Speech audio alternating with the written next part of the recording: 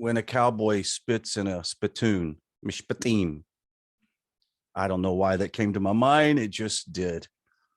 Yeah, that's got to have some Kabbalah, deep meaning there somewhere. We'll figure it out one day. There is this Torah portion is really interesting because there's a lot of Torah laws given at this time. And let me take this. Got a vitamin C in my mouth and it's not going away. There's a lot of laws given in this section, and we're just kind of enumerate an outline of the laws or the sections that are talked about, and then we can kind of dive in, and you guys can say, well, what about this, or what about that, or I read this, et cetera, et cetera. We can go on. We all know the routine. It's going to be the text of this is going to be in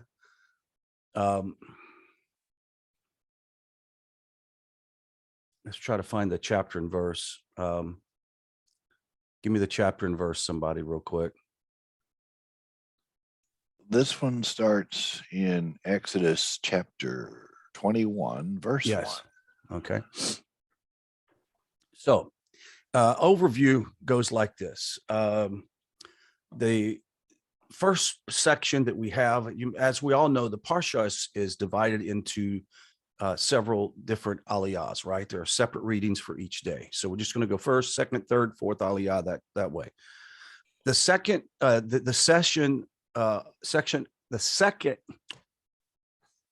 do a start over.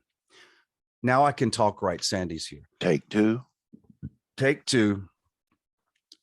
The first section, or the first aliyah, is going to be dealing with the laws pertaining to the Israelite servant, which often for postmodern people, they don't understand this idea of servants and why it was such an emphasis to have laws on the servant. As a matter of fact, there's a lot of talk from biblical detractors that say, well, I can't believe in a God that would believe in slavery. But we all know that this slavery in this time is not the same slavery that we have had throughout many generations all across the world that still exists to this day. And that is cruel and unusual punishment of slavery. There are laws laid out in this thing that is called slavery in the Torah is more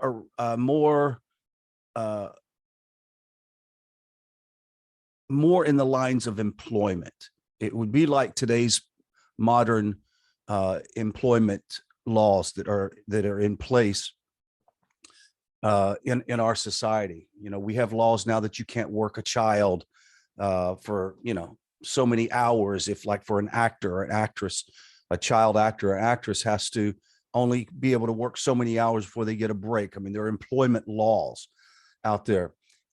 So if you're going to put it in that mindset, think about what a slave is at this time. It's mandatory to release a slave after 6 years of service. And the procedure following that, a servant expresses a desire to remain in the master's service. Therefore, he can remain. But then they would talk about taking his ear and putting a nail through that to pierce his ear, in some way marking him for the rest of his life, that he wants to be a slave. The Torah continues with the laws of the Israelite maidservant, her terms of release, other laws containing this in this first aliyah, a section on husbands' obligation to their wives, a punishment for murder, manslaughter, kidnap, and abusing parents, and the penalties occurred by a person who injures another. Many of these laws also have direct connection to the Noahide laws as well. We have said this on several different occasions with individuals that just come into studying the Noahide laws. They would go, well, where are all the laws listed? We have to remember, we call the 7 mitzvot, the Sheva mitzvot, they are 7 categories, meaning that there are follow on list of laws that are associated to the categories. And so when we say in this aliyah is laws that are pertaining, obviously given to the Israelites, but there are Sheva mitzvot that go back to these laws. For example, murder, punishment, manslaughter, etc. What's, abusing your parents, the penalties that occur. All those things are connected to different Noahide laws. The next aliyah, the section would continue with the laws of personal injury, punishment for one who kills or injures a servant, and for one who causes a woman to miscarry. Very interesting context of laws that we now actually kind of find in Western society pretty closely follows.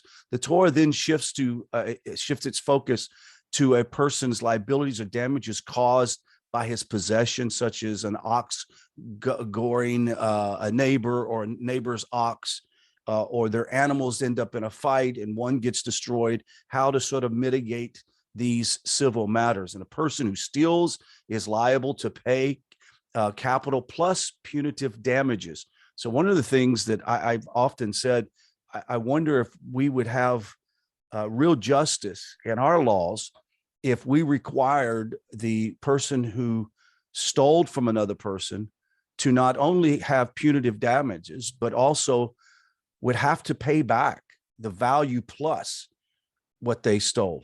Now that would be true justice.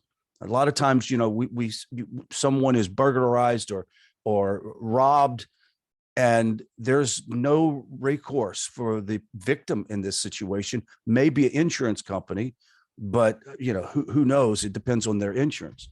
The third aliyah deals with an arsonist is liable for damages caused by fire that he ignites on purpose, or even an accident, but ignites a fire and destroys somebody else's property. They're liable. The Torah then details the potential liabilities of individuals who undertakes to be the guardian or of another man's possession or borrows it. For example, I borrow Rob's power tool and I have to return that thing to him without it being broken. And if I broke that item, then I would need to return the value of that item back to him. It's absolutely wrong to do it. It's theft at that point. There are more laws. The punishment for seducing a young woman, sorcery, bestiality. These are sexual sin laws. Once again, going back to the B'nai Noach, the laws of sexual immorality. A lot of the definition of Torah sexual immorality is laid out right here. The fourth aliyah introduces us to a couple of new mitzvahs. The prohibition against cursing a judge or a leader, consuming meat that has not been ritually slaughtered. This would be, obviously for the Jew, we understand what that is, proper shechting of an animal, but also the whole idea that this animal being someone eating of an animal offered a sacrifice before the animal is 8 days old. There's a whole set of laws for that. There's perjury, judicial corruption, the commandments to separate all agricultural ties in their proper order, sanctifying the firstborn son, and return a lost animal to its owner and help unload an overburdened animal. So this whole idea of making sure that we don't overburden the animal. One of the first things that I learned coming into Judaism, and I have animals, a lot of you guys have those, that it's not proper to eat your food before you feed your animals. Like, I found that like incredible that Hashem cares so much for his creation that he asked the higher levels of creation to make sure you take care of the ones that you have possession of first before you eat. And it's a good thing. I think it's positive. God informs the Israelites that he would dispatch an angel to lead them to Canaan. The angel would not tolerate disobedience. If, however, the Israelites would hearken to the angel, eradicate idolatry from the promised land, then they will be greatly rewarded. Obviously, there's a warning that goes there. The last aliyah of our parsha The section continues to describe the blessings the Israelites will receive by faithfully serving God. They will have no miscarriages, disease like the Egyptians. Women would not be barren, longevity, wide, spacious borders, supernatural assistance from Hashem. So it paints a beautiful picture of the result of what do you call obedience. I'm not sure I like using the word obedience because it change. I don't know. Something about it kind of sounds real Christian-y to say they needed to obey God. But it is obedience at some level, but it's not the twisted form. Anyway, that concludes the summary. Why don't we get into the text itself? I'll open the floor up. Does anybody have anything that you would like to bring up or talk about before we go? Ross, go ahead. Right out, just fresh off the press, so to speak. I just made this observation. At this point, we're just right at 6 weeks since they had left Egypt. Moses has not gone up the mountain for the first set of tablets just yet. But what was interesting is the first thing that is dealt with right off the bat is how you deal with your slaves. Okay? How appropriate. 6 weeks ago, you were slaves, and here the first thing you're going to learn is how to deal with them in your new land. Oh, you're muted. Just an observation. I knew that. I was just checking, making sure you were doing your job right. You're doing really good. Yeah, you're right. It's like right off the bat, they're required to examine how they treat others that were in the same situation they were in. That's good. Anybody want to comment on that or have anything you would like to say starting off? Who would like to start? I was looking at this in the spiritual context this week, and just a couple things I'll just read about slavery. It says, if we don't desire growth, then we are slaves to complacency. So we can make our own selves slaves. Oh, yes. And then I liked when it talked about some of the different, like kidnapping. Because anytime we take over or try to control someone else's life, we're taking a hostage. I never thought about that before. They just.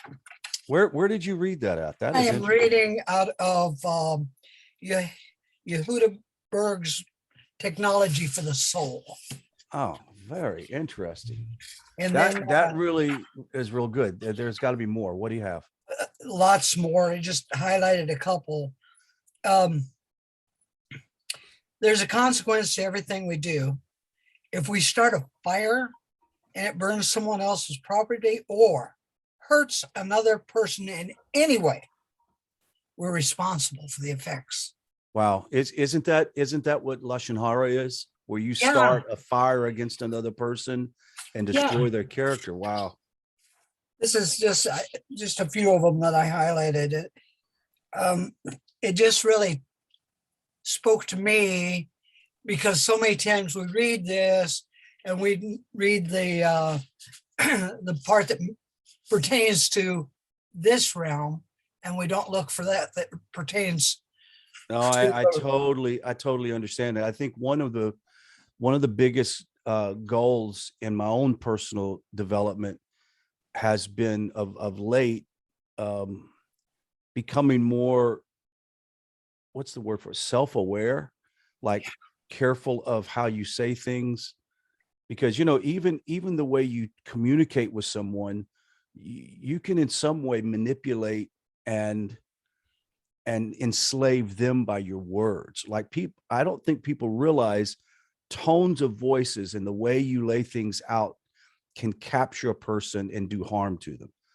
And those are called refining small things in your life that are, to me, are very important, like really important. I really appreciate you bringing that up. Absolutely. We could run down that road and there are so many parallels to that. I just find myself more and more watching my words, seeing if I should say something at this point or just be still. this year, this Parsha has become more real to me than ever. Or That's I ever good. dreamed. Right. These are actually what you're indicating, and what the book is talking about in spiritual technology is, even though these laws are pretty practical civil laws, they also have a very spiritual application to them, a personal growth application. Tar?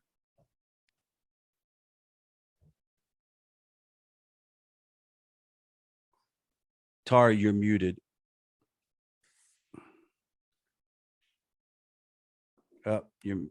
Your microphone's not on or something.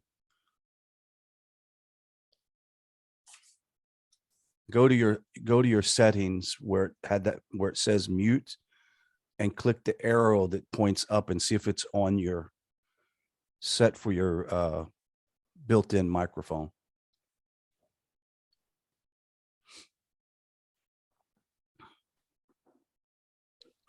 When you get it, let me know.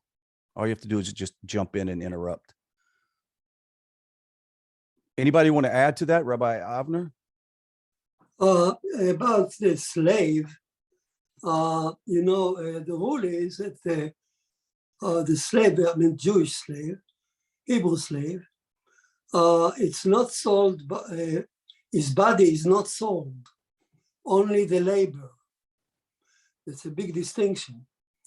And if you look at the Talmud there, when it counts all the rights of the slave, so-called slave, actually the Talmud make a comment, famous comment, that the person who buys, so to speak, such a slave for his work, actually he actually purchased a master on his own, on himself.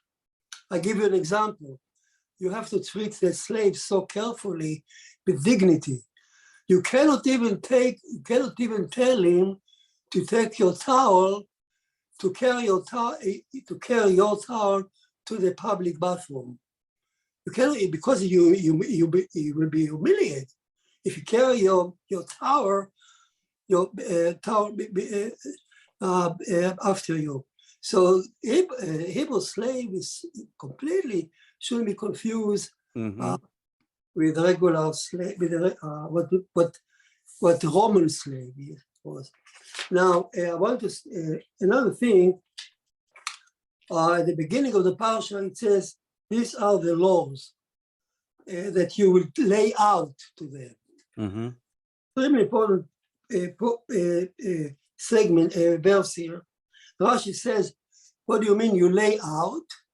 Give you an example. If you have people coming to your house, you set up a table for them.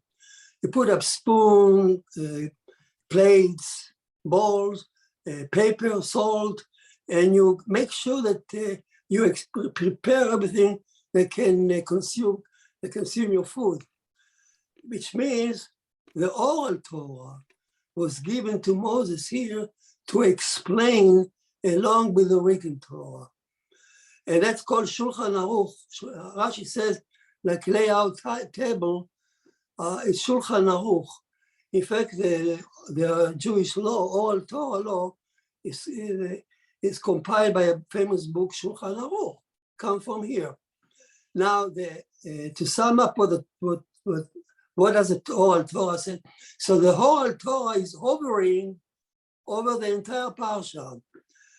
You cannot judge it just by reading it. You have every law that is mentioned here.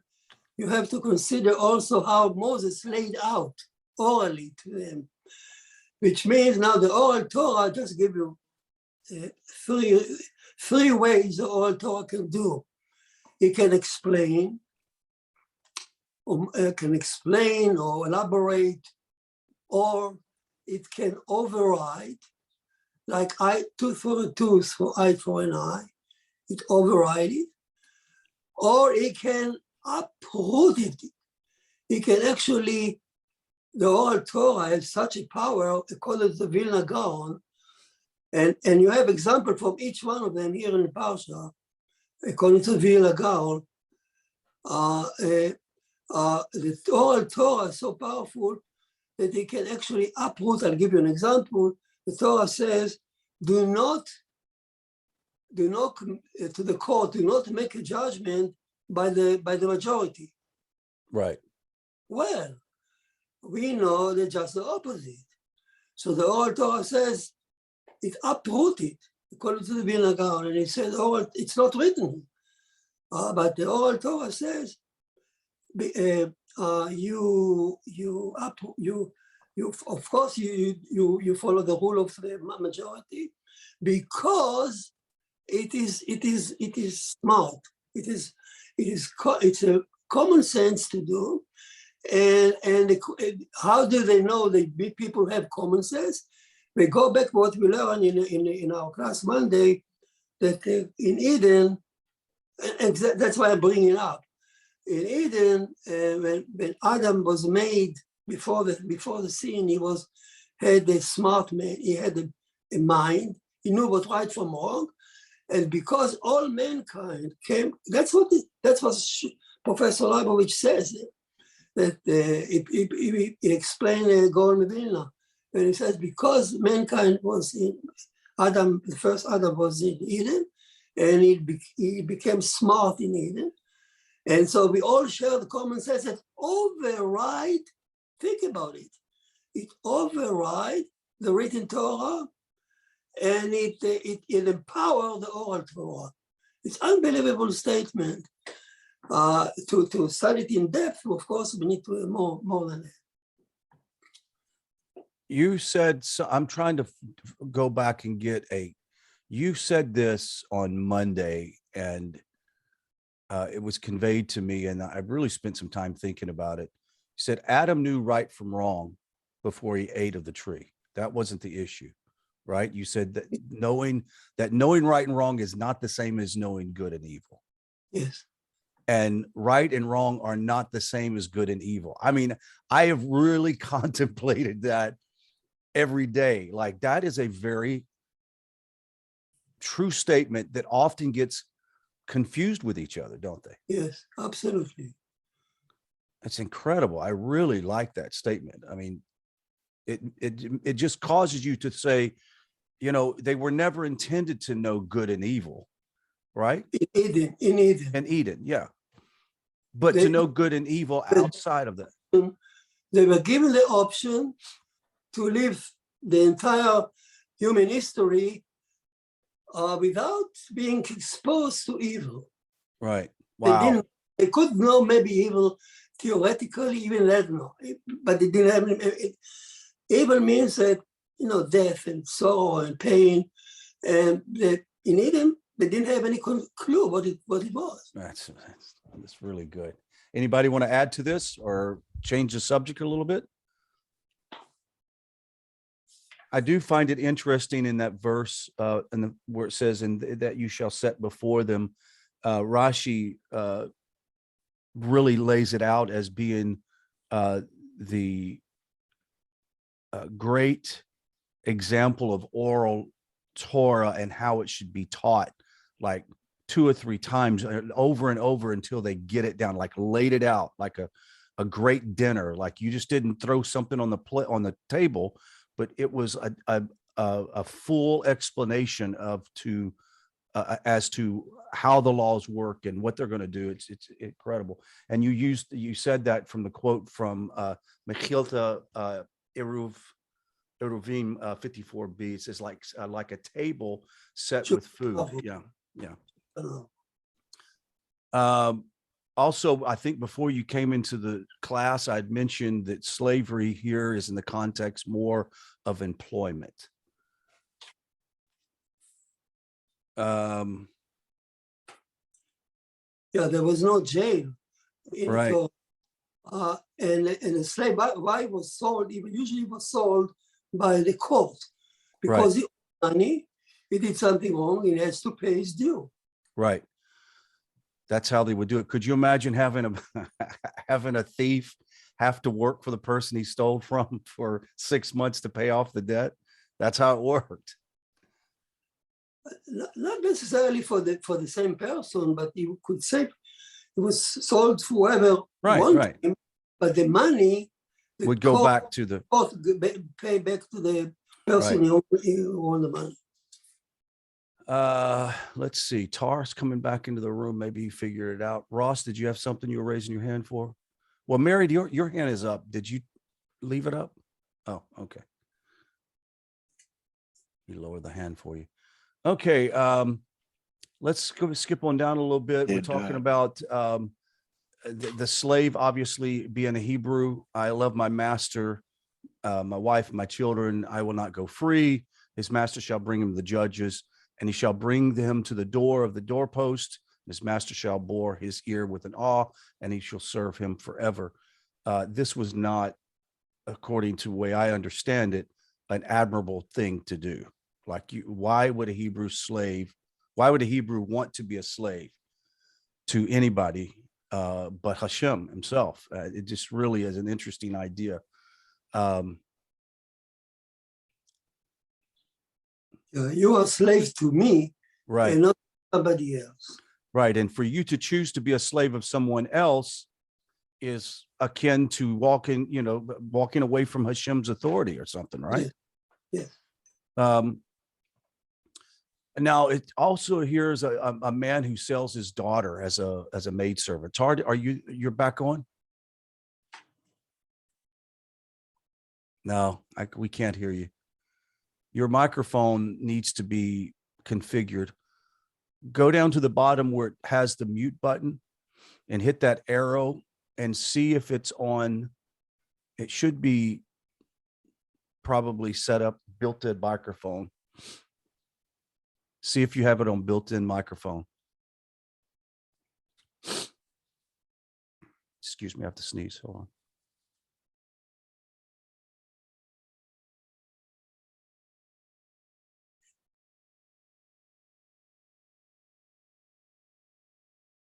Well, I thought I had to sneeze. Tar, try it again. Nothing? Okay.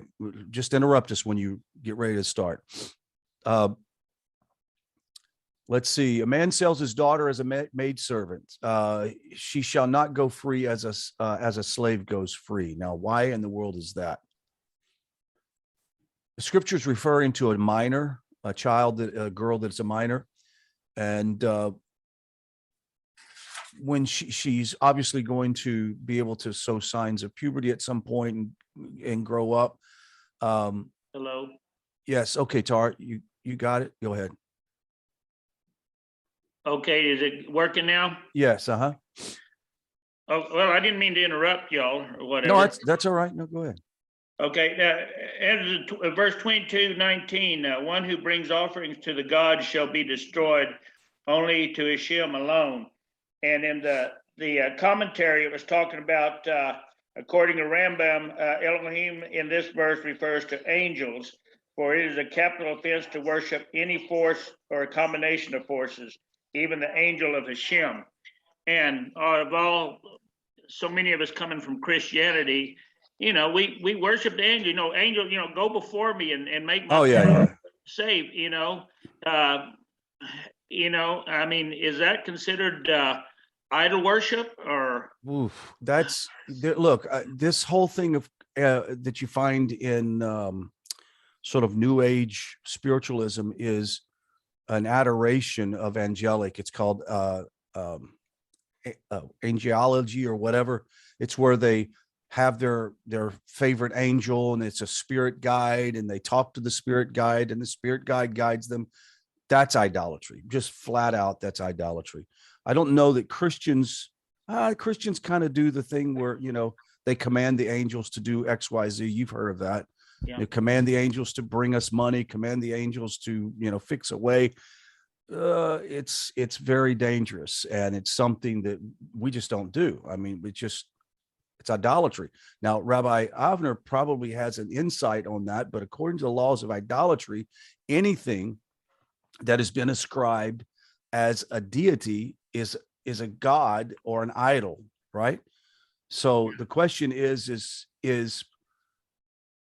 I don't know. The whole idea of just communicating with angels is, I don't know. It's just weird to me. I would stay away from something like that. Well, Rabbi, I don't. Yeah. I mean, I don't. Everything, even back when I was a Christian, my prayers went straight to Hashem. I Right. bypassed that other guy. And because he was the head man in charge. So Right. that's where I went straight to. So anyway, I Absolutely. appreciate That's a that. good point. Good point, Ross. Rabbi, did you want to add something to that? Oh, that was a wonderful discussion. You're absolutely right. Angel, you are not supposed to pray, or certainly not to offer any sacrifice to angel. Not only that, not only to other God, but if you want to go up in a scale, in a letter here, if you can also read it, if you sacrifice only for God, you Elohim, and not YHBH. So if you separate the attribute and you say, "Oh, I worship only mercy," that's also forbidden. You cannot pray merciful, oh merciful one, attribute, forgive me, help me. No, you pray to one God, which is two of them together. So on a scale here, you can go up from angel to any entity, up to the attribute themselves.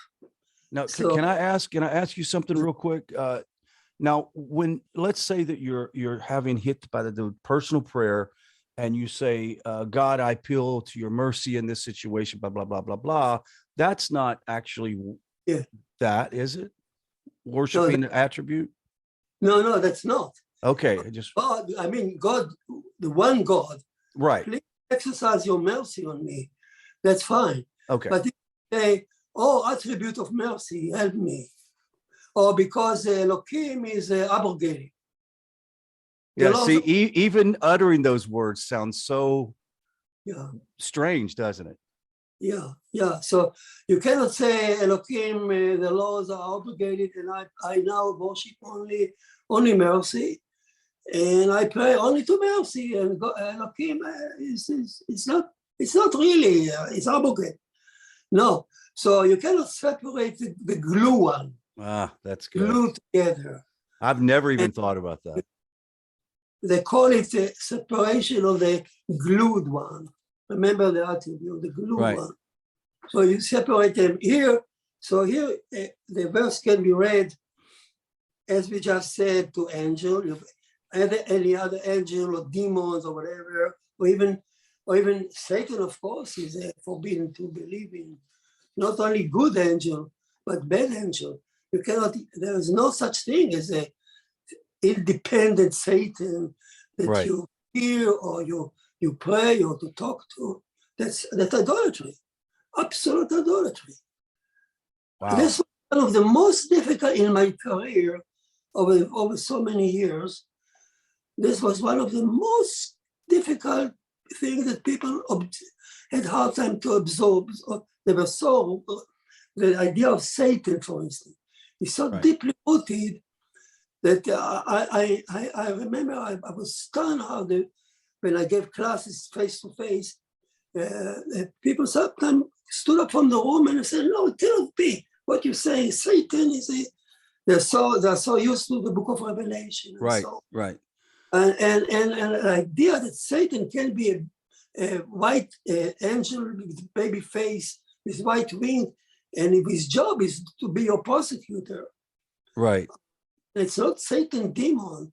But isn't that in some way when a person constantly is talking about the power of Satan and what he can do and being as independent, that's idolatry. Yes. Maybe, exactly. Satan is no independent power. There is what you call Yetzer Hara. Mm-hmm. Yetzer Hara is your inner drive that talk to you to do some sin.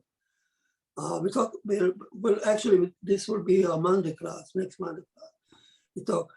So the Yetzer Hara, which is a serpent, let's say. Mm-hmm. Serpent in Eden represents that power that entices you to do sin. And Satan ride over it like a camel. The Midrash says Satan is taking advantage of the Yetzer Hara and ride over it like a camel, because it means that if you succumb to your own Yetzer Hara inside your heart, if you succumb to it, say the angel or the prosecutor will grab it and bring it to the court. Right. So you provide a camel to Satan to ride over it to bring it to the court. You know what That's- that reminds me of what we used to call in police work sting operations, and the cops would give a person opportunity to sell drugs or illegal weapons or whatever, and when they do it, they bust them for the crime because hey, they desired to do it, and then they will say, no, I didn't do it, the police made me do it, right? Yeah. But isn't Yeah. that what a lot of religious people do? They blame Satan for their own actions, right? Yeah. Ross, go ahead, and then we'll come back to you, Rabbi. Okay, I just want to point out there was a question in the chat. Okay, go ahead. Maybe wanted, well, Karen had asked, does kidnapping fall under theft or murder? And You typed yes. yes, I seem to think it can fall under both categories. Yes. Well, I would think it would be. It's for sure, but kidnapping could fall under theft or murder. Yeah, I mean, I would think so. Yes. Just briefly, I wanted to make an observation that what we're reading here is seems to be an oral Torah, and I will explain. In the 10 Commandments, it says, "Thou shalt not steal," but here we're elaborated. Right. You know, if you take this, then you shall repay that. Do not commit sexual immorality. You shall not lie with an animal carnally. And so there's explanations here as to Right. what these terminologies are. So Yeah, it seems like you give a tremendous amount of detail here. it's categorically dealing with the 7 laws and giving you some oral background as to, well, what does it mean to not commit murder, Right. not steal. Right. I mean, it takes us as far as verse 6, for example, of 22. He says, if a man gives a neighbor money or articles for safekeeping and is stolen from the man's house, if the thief is found, he's to pay twofold. Now, if the thief is not found, the homeowner shall approach the judges to swear that he did not lay a hand on his neighbor's property, which indicates a fiduciary responsibility to their neighbor's property. Even though they didn't steal it, they still have to go prove the fact they didn't. It says that for any sinful word, for a bull or a donkey, for a lamb or a garbage, you see the detail in that? Maybe I think you might be right. It sounds good. It just goes on to say that a judge should not accept a bribe. So it's Right. dealing with courts of justice. Yeah, I really like these. And if a man gives a neighbor a donkey or a bull or a lamb and any animal for safekeeping, and it dies, breaks a limb, or is captured, and no one sees it, here's the issue: the oath of the Lord shall be between two of them, provided that he did not lay his hand upon the neighbor's property and his owners accept it. I've got a situation right now where my neighbor's fence needs to be fixed, needs to be repaired. And I've done everything to keep the dogs from getting out of my yard into his yard, but he doesn't want to repair it. And it's in such disrepair at this point that I've even offered to pay half of it for him to repair it, trying to be a mensch. But I'm almost at the point where I'm going to have to end up paying to get the fence fixed if I want to get it fixed, right?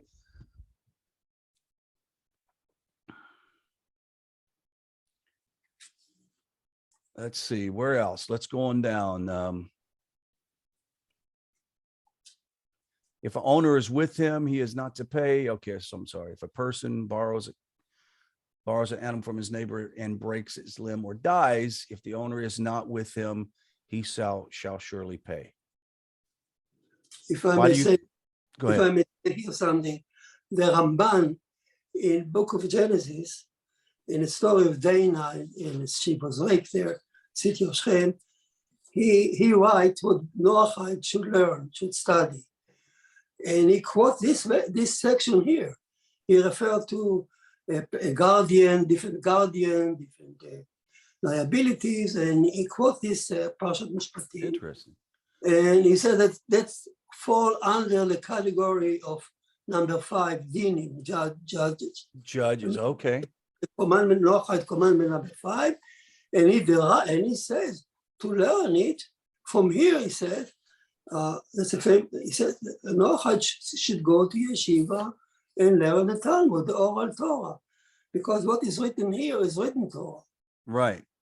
Although it explains what stealing is, but still it's written. The oral law that accompanied it is almost half of the Talmud. Yeah, that is So interesting. they need to learn. So remember, everything is written here, although it's explained, but it's still written. Right. It's not oral. Right. So we've heard plenty of teachers, rabbis say, Noahide should only study what pertains to them. But in that language, they often don't reemphasize that so much of the Torah and oral Torah explains those things. Explain and relate to them. Right. Under this category, relate to them. So almost everything relate to them. What do you mean relate to them? Right. So that's why often people will hear that and go, oh, well, I'm only allowed to read the 7 categories. No, there's a whole Talmudic what do you call it? Discussions on Noahide issues. Steve, go ahead. I have a question about a question. Question about a question. Wow. 23:5. Now, again, I'm looking at the English, and then as you read it, it goes on to say, if you see a donkey of someone you hate crouching under a burden, would you refrain from helping him? That's the question. Right. Then it goes on with a hyphen to explain, you shall help repeatedly with him the donkey, or with him the person. And the question then becomes, does it really say that? Because if I'm reading this correctly, it can mean either you shall help him or you should just leave.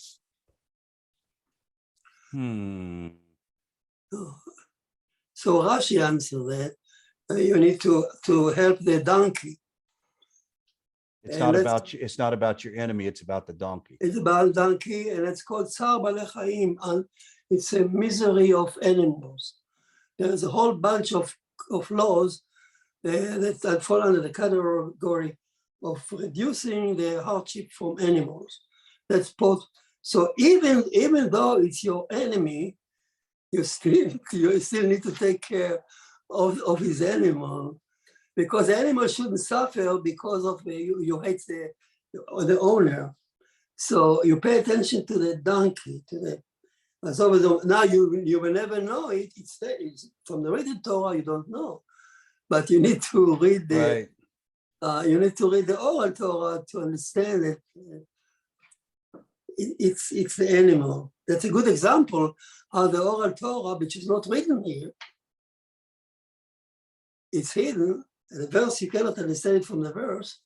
Well, you're right. Right. This is one of the many examples that the text. Many examples. Yes. Now the oral Torah, you get lost. Right. You would actually ask that question. Well, does this mean it's talking about the enemy, or is it talking about the donkey, or how do you surely help along with him? What does that mean to surely help? That means to lighten his burden, the animal's burden. Yeah, Rashi said that. Mm-hmm. And Rashi is based on the oral Torah. Right. That's a good. Did it answer the question, Steve? No. Yeah, but then it also leaves the second question in your mind. What about the neighbor's animals who are suffering in the backyard because of whatever, the PETA rules and all of those other things that are happening? Ooh, I think that you would I think that you would be obligated according to our law, wouldn't it? I would think so. Even according to our civil law. Like if you know that there's a dog in the back, for example, that has been left out in the snow and cold at night, and you could hear it wailing in the middle of the night, you would be obligated to do something, I would think. The government should intervene. Yeah. Yes, Tar, go ahead.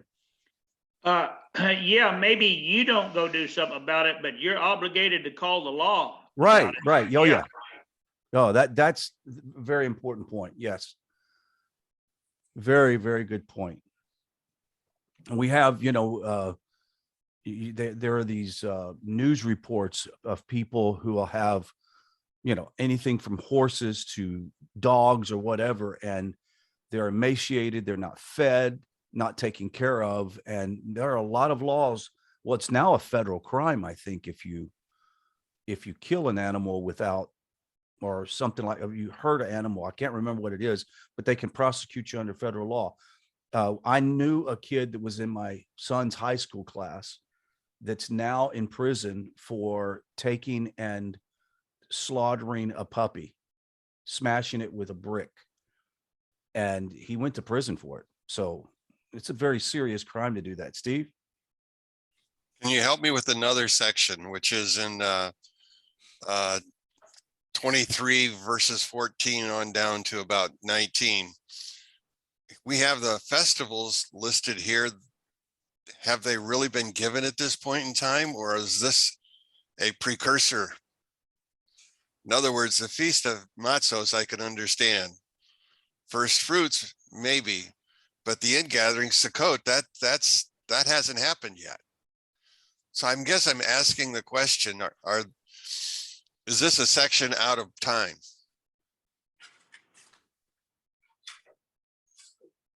Well, who said that? The section, the tradition actually said that this parsha was given after Matan Torah.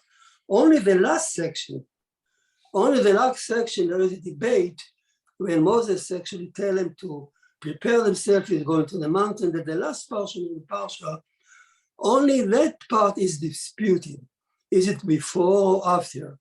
But the first part, the Mishpatim, most Mefarshim, or the Pshat is, it was given after Matan Torah at different time. So you can say that surely everything it says here about the holidays is really after Matan Torah, and during the time the travel in the desert. So it's after. When the dispute is before or after, again, it's only the last section when he tell him to go up to the mountain. So Chazal says it could be that this portion is before Matan Torah, and he entered a covenant with them. What was the covenant? To take them. Until now they were Bnei Noach, and now they circumcise themselves, the meme. And they become officially, so to speak, proselyte into they're going to accept the 613 mitzvot. So that's the last section of the parsha. But the entire parsha could be well done as it says in the book. Ramban said, why should I go chronologically? And chronologically, is after, actually, according to the Ramban, the entire section of Mishpatim is continuation of commandment number 10. What was commandment number 10? We should not covet. We should not covet. So he says the whole issue between man and man, which is in English it would be the right tablet. So the whole tablets there for men and men, and the bottom line, the last one is thou should not covet. So that's on the bottom, it means it's a basis. The coveting is a basis of everything between men and men. All bad things that happen between men and men. And he says, Parashat Mishpatim, the law, see it as a direct continuation on number 10. So this is all, that's Shita of the Ramban, and that's usually accepted. That the entire Shita is from Ramban. Abarbanel had a dispute with the Ramban, and Abarbanel says, not necessarily, why do you stick to the number 10?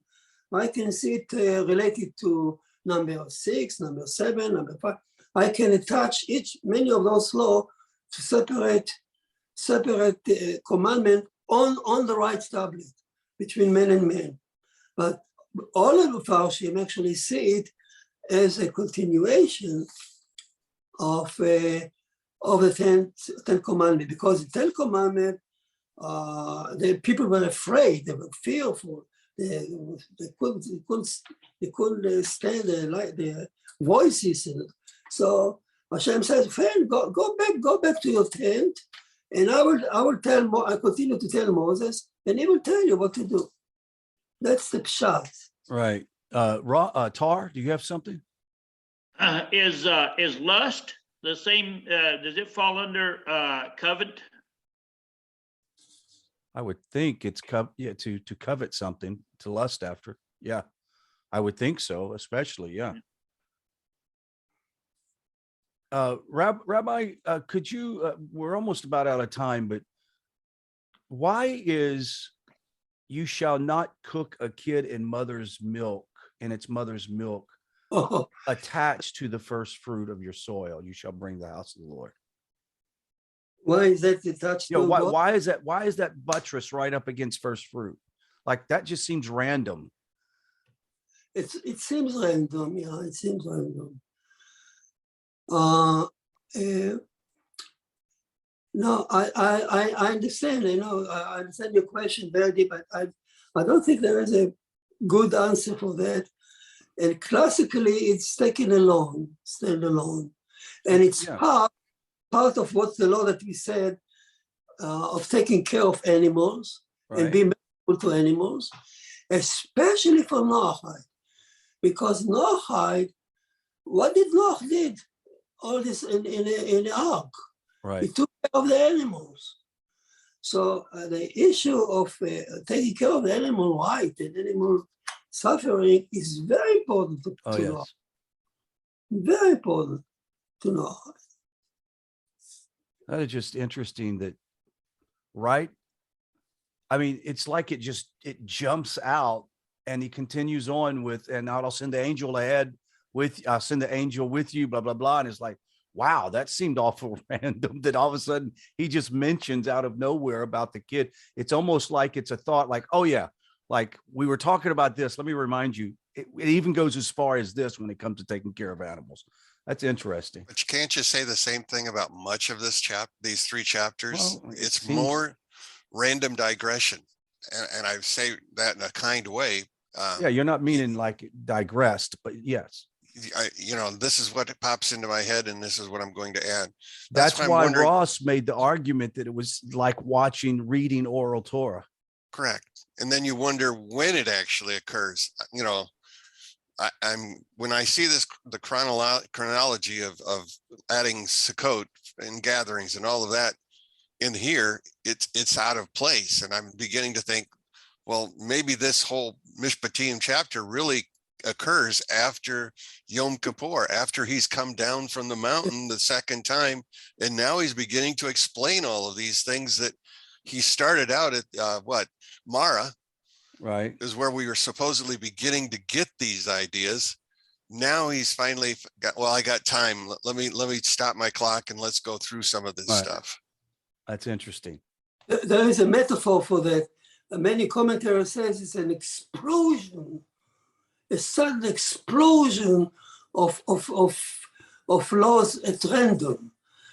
As opposed, they argue against the Ramban. Ramban tried to, everything touches to number 10. Abarbanel tried to touch it to this and that. And others says, no, it's an explosion. Here, you're ready to hear me? Let me tell you, it's like, wow, but explosion is no order. Hey guys, I just realized I have a doctor's appointment just popped up on my screen. So I either can dismiss class or let you guys continue on. What do you want to do? Want me to go ahead and go and you guys wrap it up yourself? No? Yes? As you wish. As I'll I hang wish. around. We'll talk. Okay, We can well, talk off people- camera. Okay. So here we go. I'm going to go ahead and go and let you guys wrap it up in due time. Indrid. Have a good Shabbat. All right, you guys take it easy.